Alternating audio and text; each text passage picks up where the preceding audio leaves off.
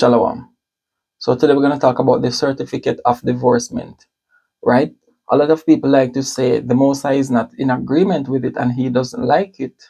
However, we're dealing with the laws of the Most High and the hearts of men. There are a lot of things the Most High is not in agreement with. However, it doesn't mean that his people are not doing them, right? So we're going to look at Deuteronomy chapter 24, verse 1, dealing with marriage, all that a marriage entails, right? The terms of the contract, the agreement, the covenant. We're going to look at the uncleanness, right? Because a lot of people are confused as to what grounds you can put away a woman, on what grounds you can put away a woman, because there are a lot of people who are saying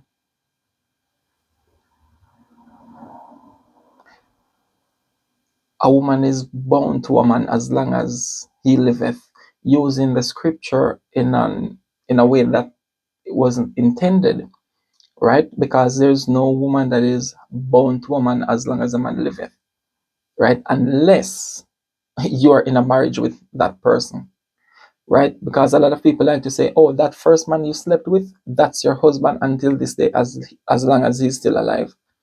That's not what the scripture is talking about. So we're gonna get clarity on that as well. And also people are saying that, oh, you can't remarry, because a lot of people are under this belief system that people are using to oppress them, particularly women, right? The law is good when it is used lawfully, right? So as he said to them, as the Messiah said, a lot of you won't enter in the kingdom, and also you make it difficult for other people, because the law is not grievous. It was supposed to be there to liberate his people. He said, he shall know the truth, and the truth shall set you free. Then how is it that the same truth that is supposed to set the people free is the same truth that is keeping them in bondage, right? So we're also going to look at the bill of divorcement itself. So let us go to the book of Deuteronomy chapter 24 and verse 1. It says, when a man hath taken a wife and married her, and it come to pass that she find no favor in his eyes, because he hath found some uncleanness in her, then let him write her a bill of divorcement, and give it in her hand, and send her out of his house. Now, what happened is a lot of people like to equate the uncleanness with adultery, right? Now, if you want to know the Most High, the most important thing for you to know is his judgments. It's the same with people. If you want to know people, you have to know their judgments, right? Just like you have a lot of people today in relationships where if they hear a certain news about their partner, they don't discern to say, no, that does not sound like my partner. You have to know your partner to some extent to say that this I might need to look into it and examine, but that's a no-no. So when you know a person's judgment, you know more of the person in depth. What was it that caused Solomon to excel so much? It's not because he knew the law more than everybody else, than the priests and so forth, the sons of Aaron, but judgment, your ability to discern, dissect things, look into it, examine, judge, to rule over cases.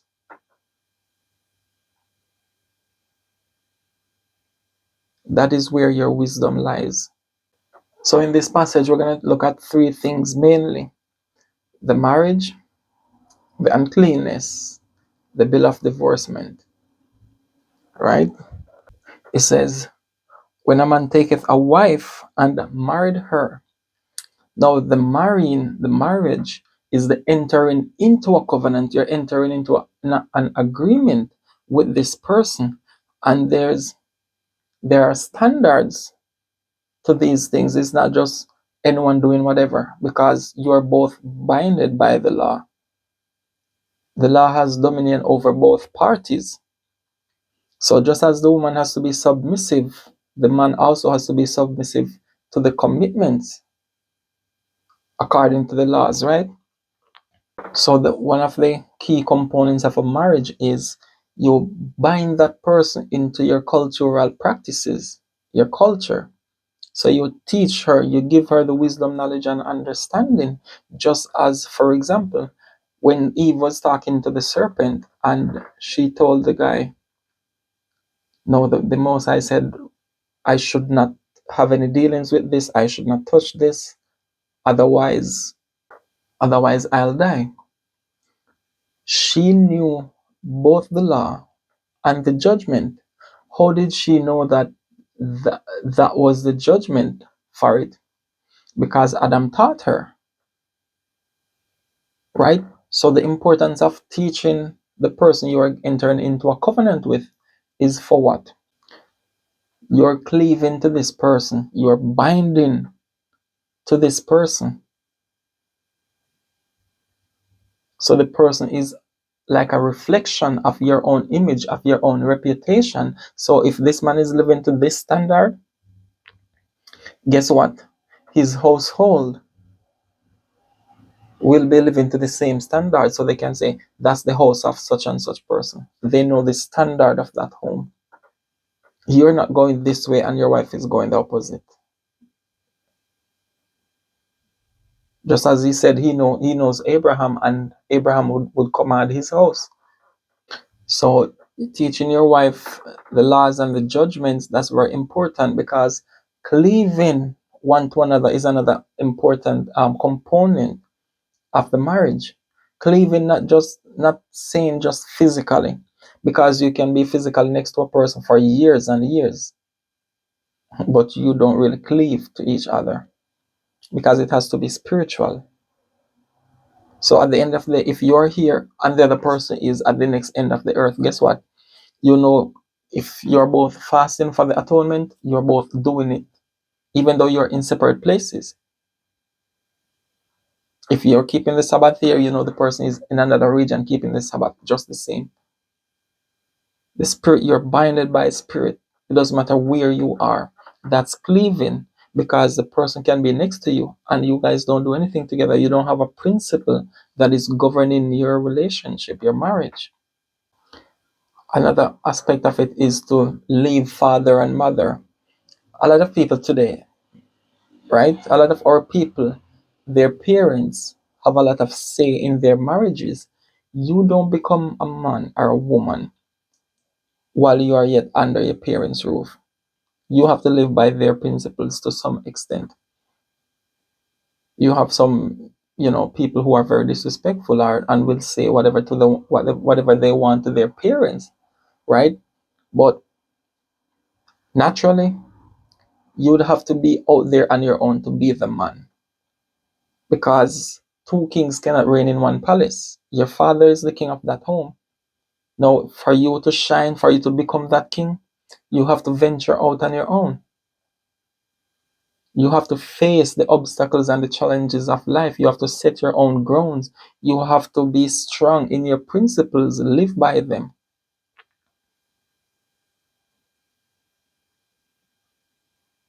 So the leaving your father and mother, cleaving to your wife, it comes with a core responsibility. So now your primary responsibilities is to protect and to provide for your family. And part of the provision is spiritually. You have to give them that wisdom, knowledge, and understanding. You have to pour the Most High into them on a daily basis. That's part of the protection, because the wisdom is what is going to protect them out there.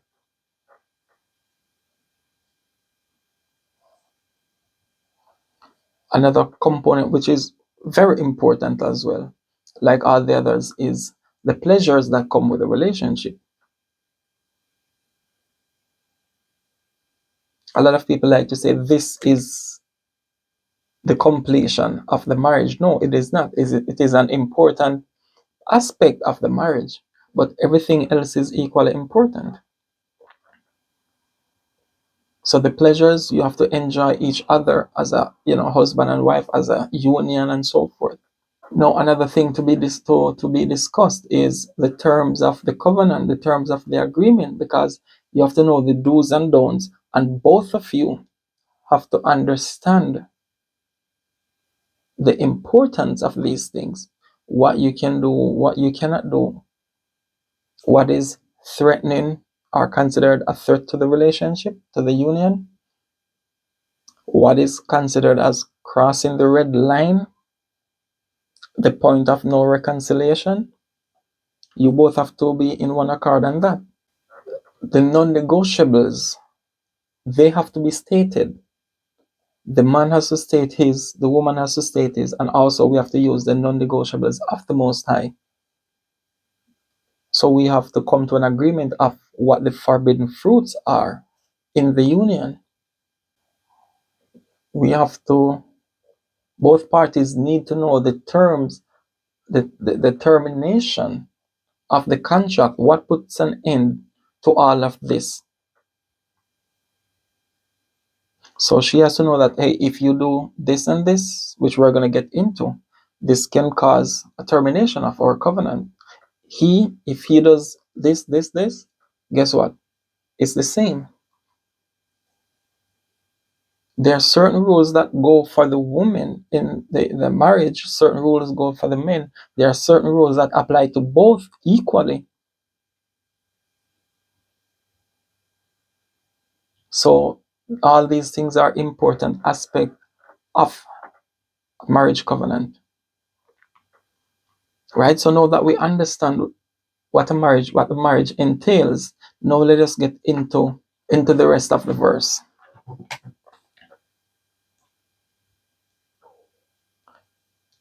So we're back to Deuteronomy chapter 24 and verse 1. It says, when a man have taken a wife and married her, and it come to pass that she find no favor in his eyes, because he hath found some uncleanness in her.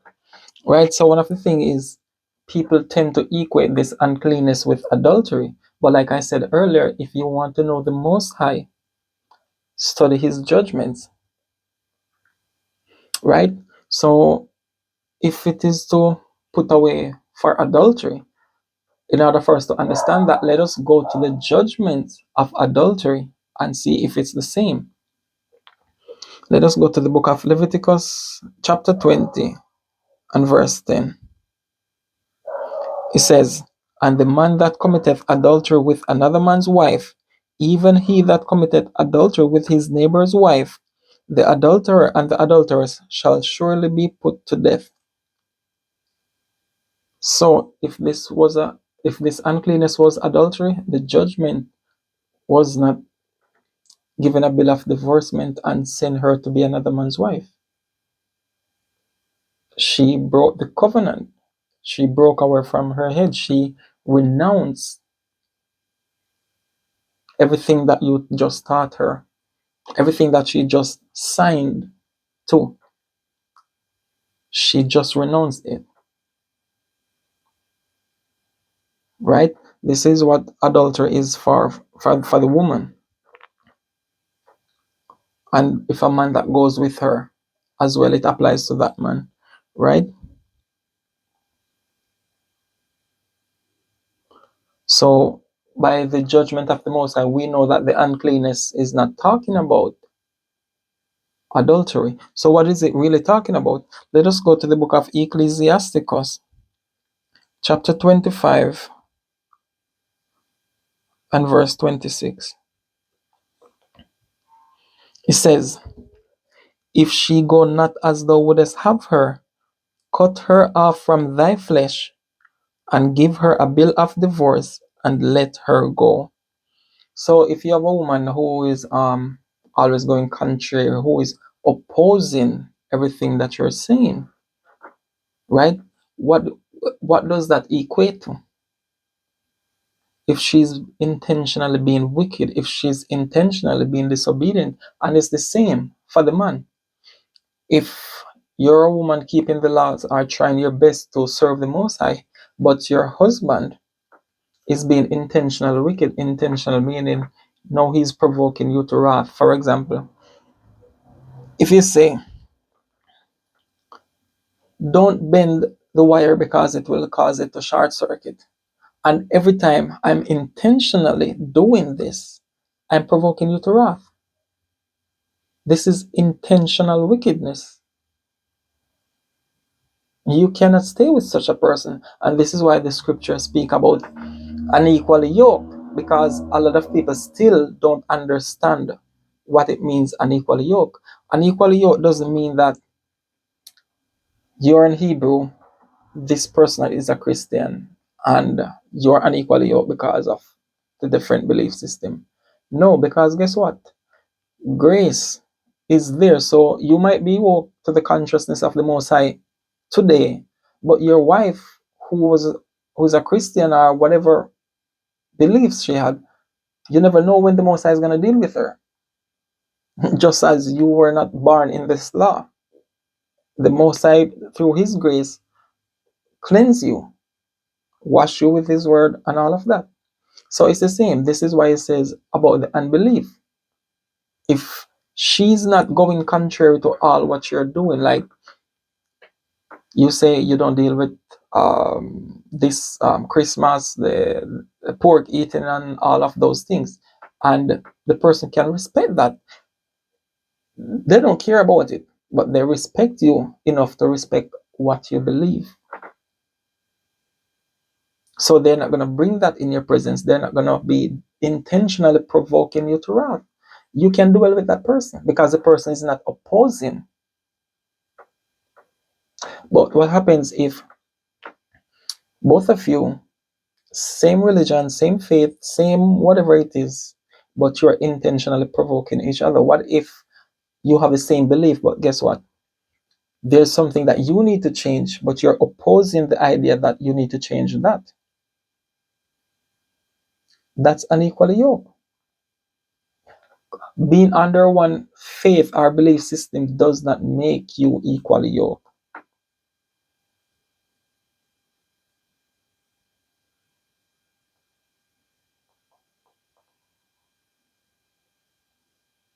Mutual respect is what makes you equally yoked. So we're gonna go to 2 Corinthians chapter 6 and verse 14. It says, "Be ye not unequally yoked together with unbelievers, for what fellowship hath righteousness with unrighteousness? And what communion hath light with darkness?" What is this saying when you think about light and dark? Light and dark, they oppose each other. They are the polar opposites. Light puts an end to darkness. They are not one. You cannot make light and darkness become one. You cannot merge day and night into one. These are two polar opposites. Righteous and the unrighteous, you cannot merge them into one. They're the polar opposite.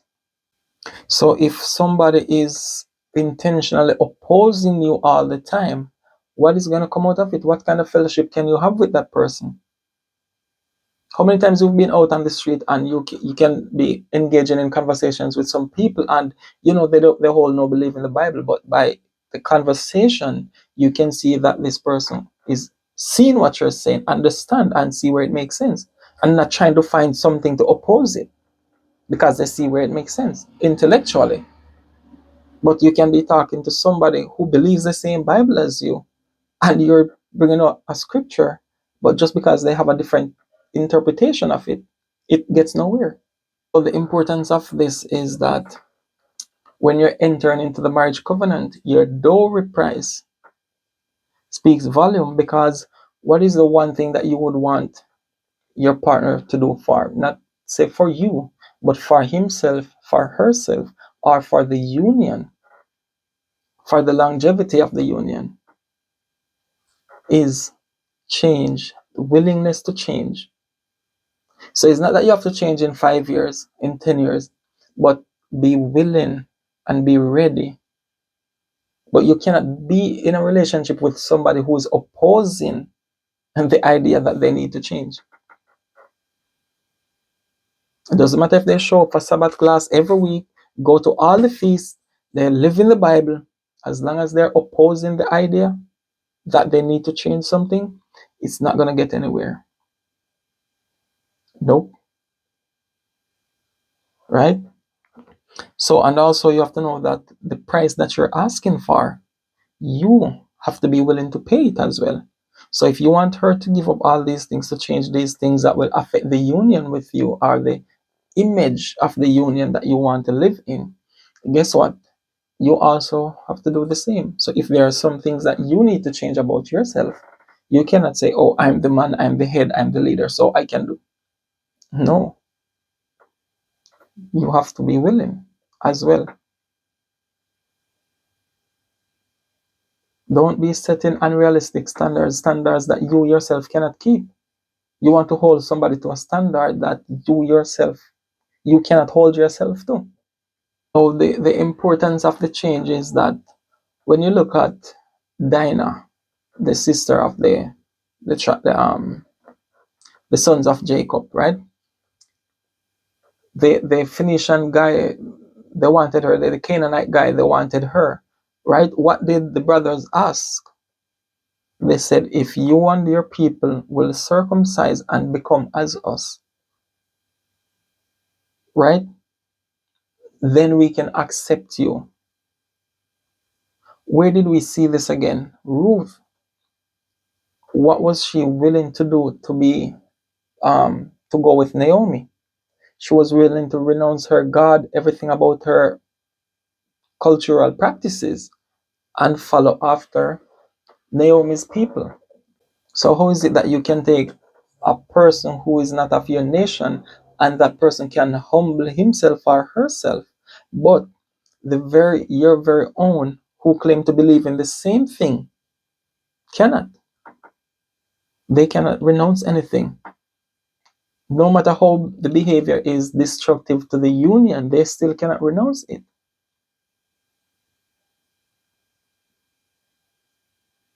How many people today are in whatever religion or faith they are in? Go to their, whether the mosque, the church, temples, whatever it is, wherever they go to worship, and are still struggling with the same things. Humility can make a lot of changes in the world, not just in your household, not just in your tribes, not just in your nation, but in the world itself.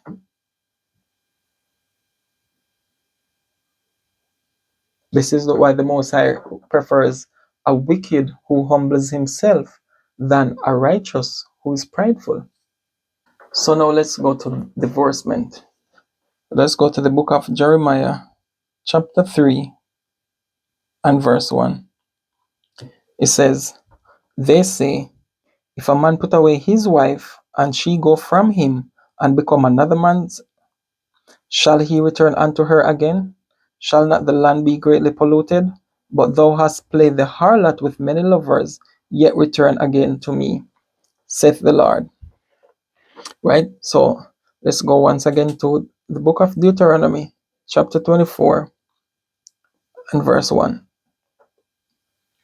Let's When a man hath taken a wife, and married her, and it come to pass that she finds no favor in his eyes, because he hath found some uncleanness in her, then let him write her a bill of divorcement, and give it in her hand, and send her out of his house. Verse 2. And when she is departed out of his house, she may go and be another man's wife. If she's not following after you, if she's not submissive to the Most High, and so forth, if she's being provocative, if she's been intentionally disobedient, you can put her away, and she's free to go, right? Now, a lot of people like to use Romans to say you cannot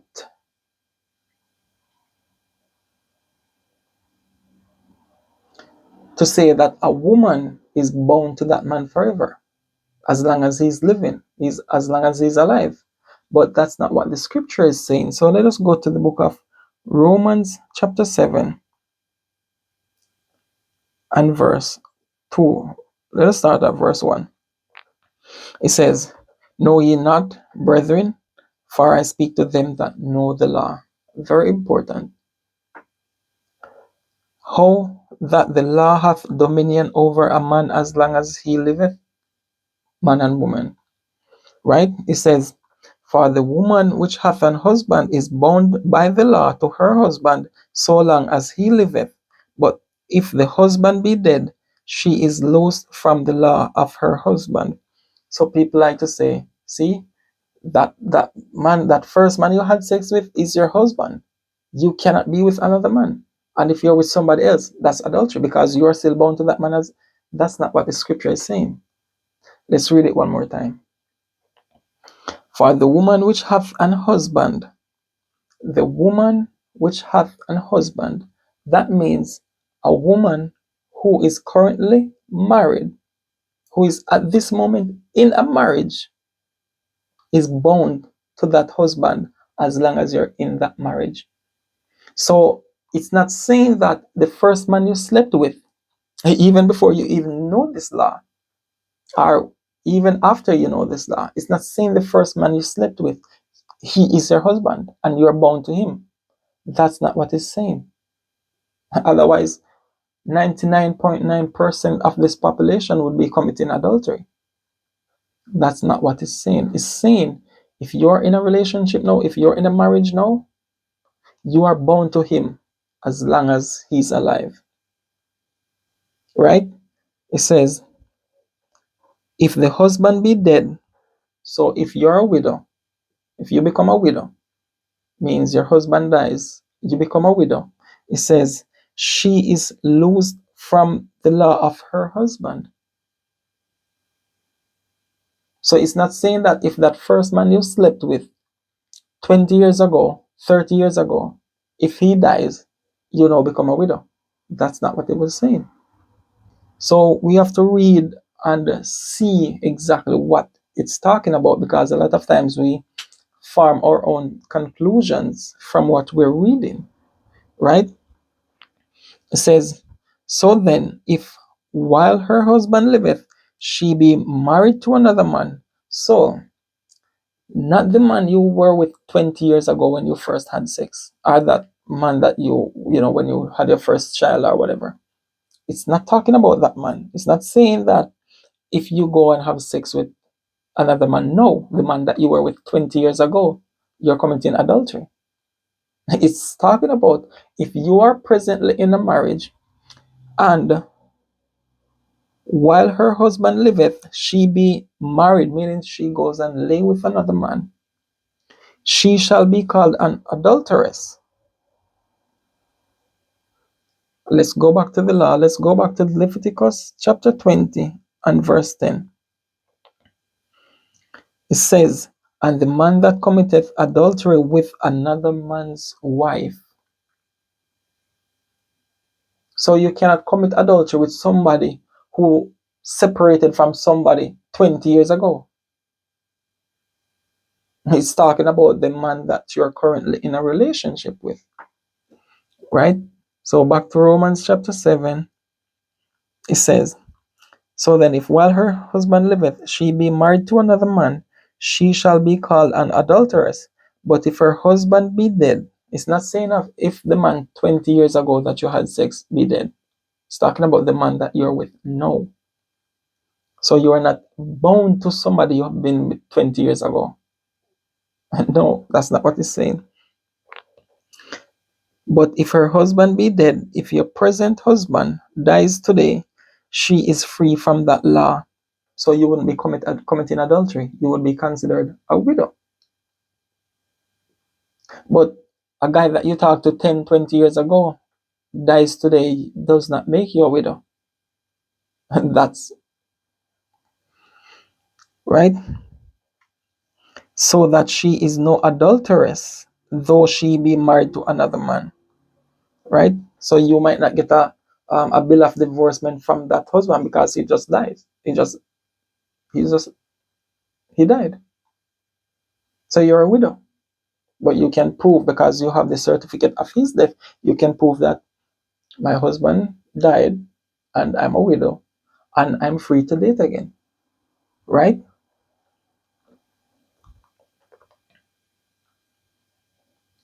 Now, let us go to the book of Matthew, chapter 5, and verse 31.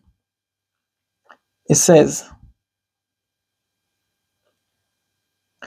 "It hath been said, whosoever shall put away his wife, let him give her a writing of divorcement." So, just like you get married in front of the community, everyone knows that this person is this person's wife, this person is this person's husband. Guess what? When the marriage is dissolved, you have to have that paper as a woman to say, hey, I'm illegal, I'm not committing adultery, you're not going to be stoned to death because he puts me away. He had put me away for whatever the reason is, right? We know the reasons according to the laws on which you can put away a person. So he says, "But I say unto you that whosoever shall put away his wife, saving for the cause of fornication." Now, I'm not going to touch into this fornication because I want to make a separate video for this topic, right? Except for the cause of fornication. So, except for the cause of the spiritual uncleanness, this rebelliousness, this intentional wickedness, this desire and lust to go take on to other philosophies and cultural practices, right?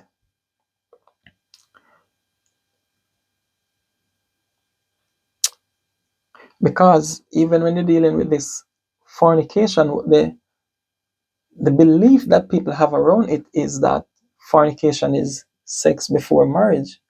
Okay, then how would a married woman having sex with another man be sex without marriage or before marriage? That does not make any sense, right? So this fornication is different, is not the same as what people would want to think according to this culture. See, we keep defining what the Bible is talking about according to what we are familiar with. We're not trying to go back to the ancient ways to understand.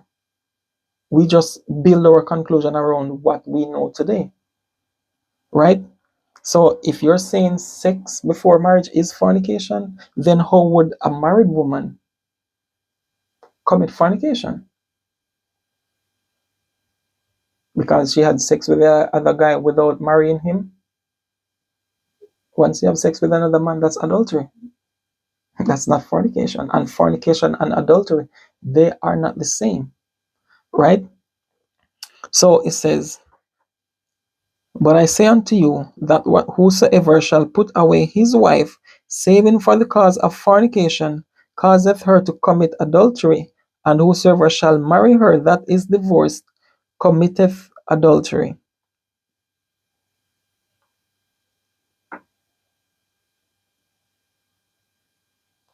So you see, we're open Pandora boxes because if, just as I said in the marriage covenant, there are some standards that the woman has to be held to, the man has to be held to, and then both of them as a union have to be held to that standard.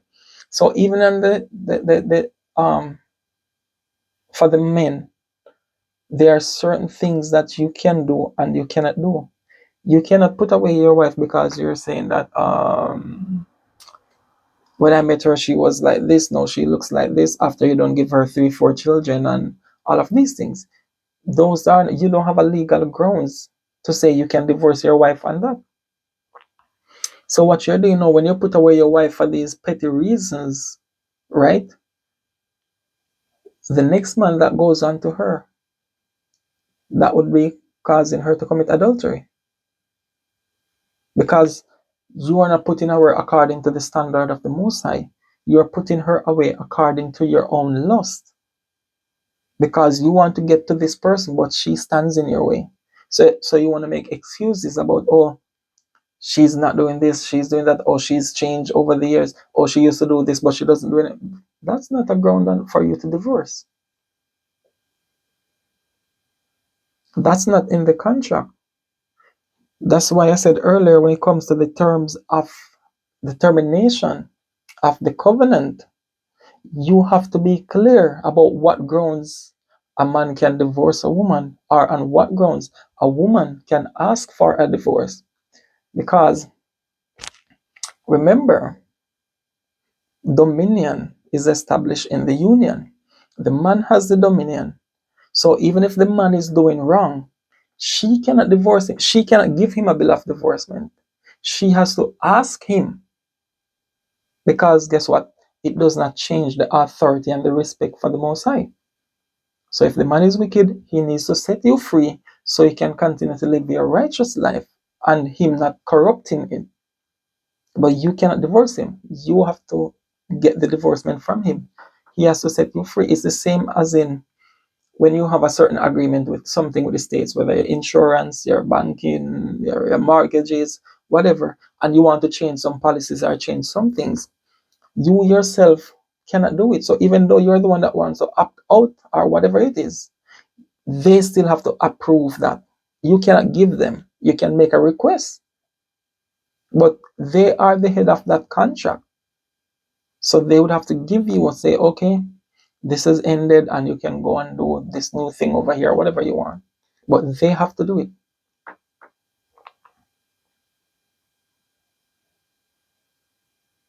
You can stop, adding things to an account because you stop using it, but under their thing, it's still open because you did not completely close the account, even though you stopped contributed to it.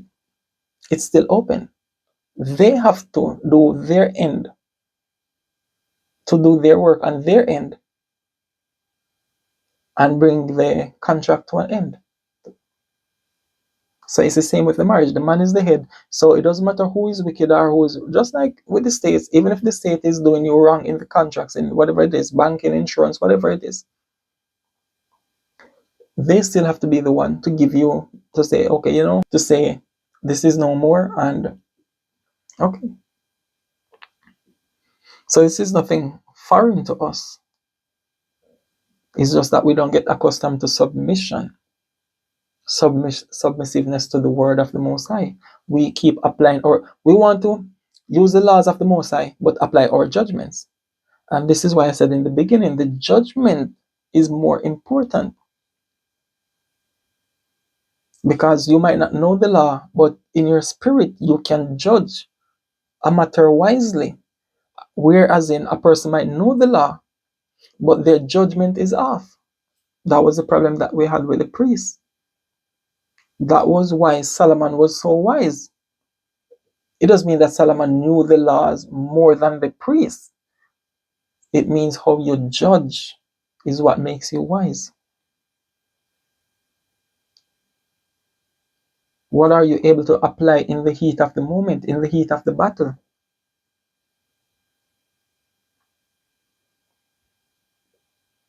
Look at what David did when Uriah's wife came out to take a bath. That was poor judgment. This is why Proverbs said, whosoever committed adultery with a woman. This is why it said in Proverbs, whosoever committeth adultery with a woman lacketh understanding. You have to be real ignorant to know that this woman is with this man, and you're going to do that. You're going to create an opportunity because you see a little window. That's the act of an ignorant person. So putting away your woman for the wrong reason, no, this man over here takes on to her. She's still bound to you because you did not have legal grounds to separate her. You cannot give a bill of divorce because she stopped spreading the bed or preparing your breakfast. That's judging according to your feelings. So when the next man comes and take on to her, that man is now in the act of adultery. You can only set her free on the grounds of which the law enables you to set her free on, not according to how you feel. So we like to say women are using emotions and doing this. We do it a lot. We just don't know. And when they're trying to tell us that we are using emotions. We don't see it that way. We're so hell-bent on, okay, we are the leader, we have dominion, and they need to listen. No, both need to listen. Because someone can be telling you something about yourself that you don't even know, you're not even aware that that's what you're doing. So both need to listen. Right? So he says,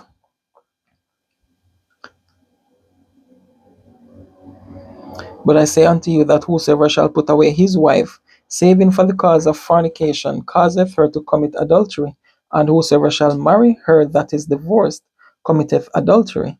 Now let us go to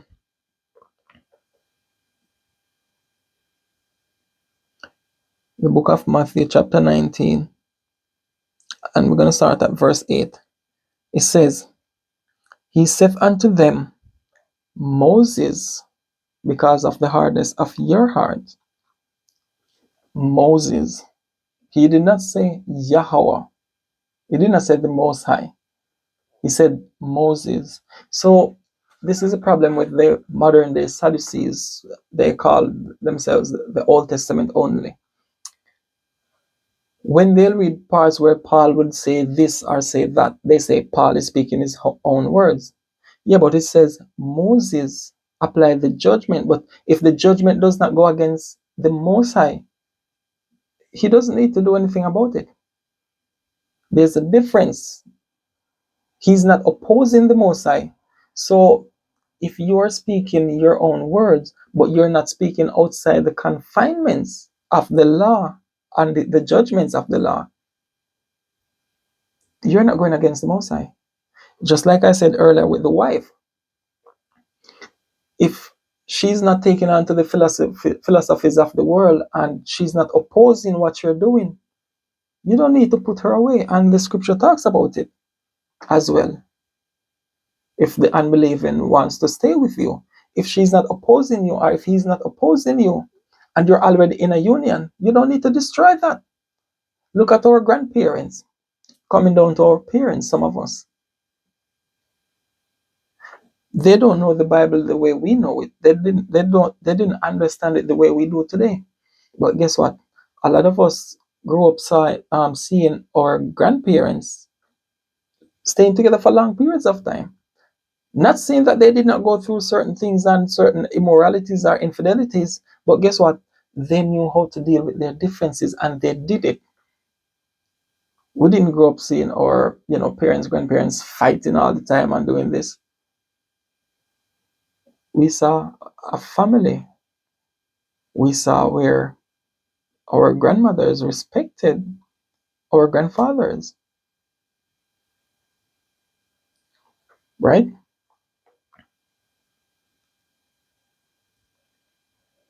So Moses was an Israelite and he gave his, as you would say, 2 cents. And the Most High didn't go against it because it didn't oppose the Most High. Jethro was his father-in-law. When Moses was given the counsel and he said, come on, you don't need to stay out there all day doing this. You are bigger than this. Get these people, captains, officers, judges, whatever it is, and let them rule over petty cases. You deal with the bigger things. That was Jethro, a Midianite. Did he go against the Most High? No. Did the Most High condemn what he was saying? No. So why these people have this problem? Oh, Paul is speaking his own words, and what if he's not opposing what the law says? What's the problem? Just like you have a wife, she doesn't understand the Bible that you do, or you have a husband, he doesn't understand the Bible as the way you do. But guess what? They're not opposing you. You don't need to put them away. Right? So he says, and I say unto you, whosoever shall put away his wife, except it be for fornication, except you have legal grounds according to the standards and judgments of the Most High, right? And shall marry another. So this is what the adultery is for a man. If you're lusting after this sister and you're going to put away your wife for that reason, you cannot say, oh, your wife stopped preparing breakfast, so you want to put her away. Or she stopped cleaning the house the way she used to do it. Or she's too tired when she's home from work and whatever it is. Those are not legal grounds because of your lust for this person, the things that you should be fixing in your marriage. You're not doing it because now your attention is focusing on lusting after this person. So it doesn't matter what this wife is doing now or whatever changes she's made over the years. As long as she's not intentionally provoking you to wrath, disobeying you, disrespecting you and the laws, you cannot put her away. So this is adultery for the man. Putting away your wife to lust after another woman. Especially, in these people who claim they're following polygyny. Well, there's polygyny and then there's American polygyny. That's a whole different case, right? So it says, and I say unto you, whosoever shall put away his wife, except it be for fornication, and shall marry another, committeth adultery, and whoso marrieth her with which is put away doth commit adultery. So you create a whole mess there because of that reason. Right? Now let's go to the book of 1 Corinthians chapter 7. Let us go to the book of 1 Corinthians chapter 7 and start at verse 10. It says, and unto the married I command ye, not I, but the Lord, let not the wife depart from her husband. But, and if she depart, let her remain unmarried, or be reconciled to her husband, and let not the husband put away his wife. Now this is what I like or agree with this state, because if two people are going through a rough time in their marriage and they want to divorce, they get 1 year apart at least to really see if that's the decision you really want to make, because divorce is a big step. Just as marriage itself is a big step, divorce is a big step, especially if you have children, young children, who don't know how to process all this breakup, the separating and the changing of schools and all of that. It carries a lot of weight. So you get a period of time to see, because sometimes what you really need is time apart. And this is why it says the wife can depart. It did not say the wife can put away the husband, the wife can depart. So you can create a little space between you and him. So if you're gonna go back to your mother, you go back to your mother, but within that period, you cannot see another man. So you're gonna see how much you miss him. He's gonna see how much he misses you. He's gonna see that, okay, things are really different without you. You're gonna see the same, and then you say, you know what? I rather this. So let us work on it. Let us fix these things, and you can reconcile. What a lot of people like to do in this generation, because it's very different from back then. That's the time people want to create opportunities. Like you have a little argument with your person, or that you're taking a little time apart, you use that time for lusting. That's crossing a different line, right? So sometimes it's not good to jump to separate, like divorce, but sometimes you can take a little break, whether sleep in separate rooms or whatever it is. But it's not to go and start living like you're a single person, like you're an unmarried person. You're going back to drinking, hanging out with certain types of friends, or a lower classes of friends, friends who would encourage you into negativity. That's not a window of opportunity to do those things, right?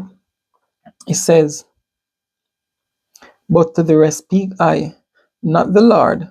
If any brother hath a wife that believeth not, and she be pleased to dwell with him, let him not put her away.